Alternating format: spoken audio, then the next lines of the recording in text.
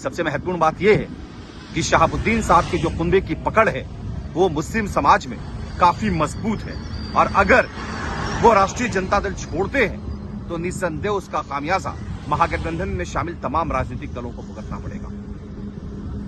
नमस्कार, आप देख रहे हैं न्यूज फॉर नेशन और मैं हूं सांत्वना आपके साथ। आरजेडी सुप्रीमो लालू प्रसाद यादव ने सिंगापुर रवाना होने से ठीक पहले आरजेडी के राष्ट्रीय कार्यकारिणी का गठन दिल्ली में किया, जहां अब्दुल बारी सिद्दीकी को प्रधान महासचिव बनाया गया। तो वहीं आरजेडी के 4 राष्ट्र उपाध्यक्ष बने, जिसमें राबड़ी देवी को भी जगह मिली। राष्ट्रीय कोषाध्यक्ष में सुनील सिंह का नाम सामने आया। तो वहीं आरजेडी के इस राष्ट्रीय कार्यकारिणी के गठन में 12 महासचिव और 10 सचिव को जगह मिली। लेकिन इस पूरे गठन में खास बात तो ये रही कि मोहम्मद शहाबुद्दीन के कुनबे को जगह नहीं दी गई। दिवंगत नेता मोहम्मद शहाबुद्दीन की पत्नी हिना शहाब को आरजेडी के राष्ट्रीय कार्यकारिणी में कोई जगह नहीं मिली, जिसके बाद कहीं ना कहीं आरजेडी के भीतर खाने जो सियासी पारा है वो लगातार गरमाया हुआ नजर आ रहा है। ऐसा माना जा रहा है कि हिना शहाब की आरजेडी से छुट्टी हो गई है, और ऐसा इसलिए भी कहा जा रहा है क्योंकि अब आरजेडी की कमान तेजस्वी यादव के हाथों में है।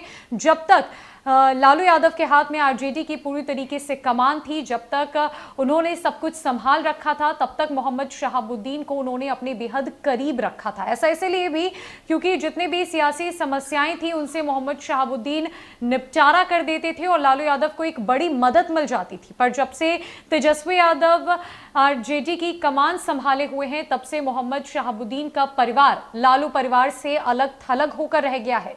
जहां अब हिना शहाब को जगह नहीं दी गई, साथ ही साथ मोहम्मद शहाबुद्दीन के पूरे कुनबे को अलग कर दिया गया और इसका कनेक्शन कहीं ना कहीं मुख्यमंत्री नीतीश कुमार के राज से जोड़ा जा रहा है, जहां ऐसा माना जा रहा है कि तेजस्वी यादव ऐसी कोई भूल नहीं करना चाहते, ऐसा कोई कदम नहीं उठाना चाहते जिससे उनकी और नीतीश कुमार के बीच के रिश्ते खराब हो या फिर बिहार की राजनीति में उन्हें कोई खामियाजा भुगतना हो। तेजस्वी यादव आज उस जगह पे खड़े हैं जहां ऐसा माना जा रहा है कि बिहार के अगले मुख्यमंत्री वो हो सकते हैं, और इसी वजह से भी ऐसा कहा जा रहा है कि तेजस्वी यादव कोई गलती नहीं करना चाहते जिससे उनके कदम पीछे हट जाए।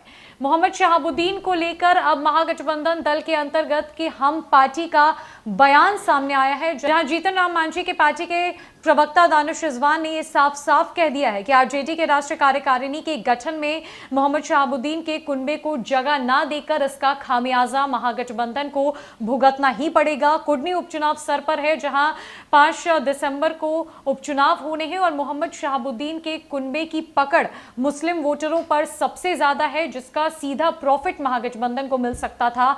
लेकिन अब चूंकि हिना शहाब को जगह नहीं दी गई है, कुनबे को पूरी तरीके से अलग कर दिया गया है, तो इसका खामियाजा महागठबंधन भुगतने को तैयार हो जाए। दानिश रिजवान क्या कुछ कह रहे हैं, जीतन राम मांझी की पार्टी की क्या कुछ प्रतिक्रिया निकलकर सामने आई है मोहम्मद शहाबुद्दीन के कुनबे को लेकर, हिना शहाब को ना शामिल करने को लेकर, पहले आपको उनकी पूरी बातों को सुनना। देखिए, राष्ट्रीय जनता दल में कौन पद पे रहेगा कौन पद पे नहीं रहेगा वो ये उनका आंतरिक मामला है, लेकिन निस्संदेह शहाबुद्दीन साहब जब तक जीवित थे या उनके परिवार के सदस्यों ने राष्ट्रीय जनता दल को बनाने में अपनी अहम भूमिका निभाई है। सबसे महत्वपूर्ण बात यह है कि शहाबुद्दीन साहब की जो कुनबे की पकड़ है वो मुस्लिम समाज में काफी मजबूत है, और अगर वो राष्ट्रीय जनता दल छोड़ते हैं तो निस्संदेह उसका खामियाजा महागठबंधन में शामिल तमाम राजनीतिक दलों को भुगतना पड़ेगा। जीतन राम मांझी की पार्टी हम महागठबंधन के साथ शामिल है, और अब जीतन राम मांझी का ये कहना है कि इसका खामियाजा महागठबंधन के तमाम दलों को भुगतना पड़ेगा अगर शहाबुद्दीन का परिवार, उनका कुनबा आरजेडी से अलग हो जाता है। आपको बता दें कि इसी साल जून के महीने में हिना शहाब का वो पहला बयान सामने आया था, जब उन्होंने आरजेडी के खिलाफ बयानबाजी की थी, आरजेडी पर आरोप लगाए थे, और तब से ऐसा देखा जा रहा है कि लालू परिवार और शहाबुद्दीन का परिवार अब अलग हो चुका है। ये जो तस्वीर है वो तब भी देखने को मिली थी जब मोहम्मद शहाबुद्दीन का निधन हुआ था और वहां लालू प्रसाद यादव नहीं पहुंचे थे।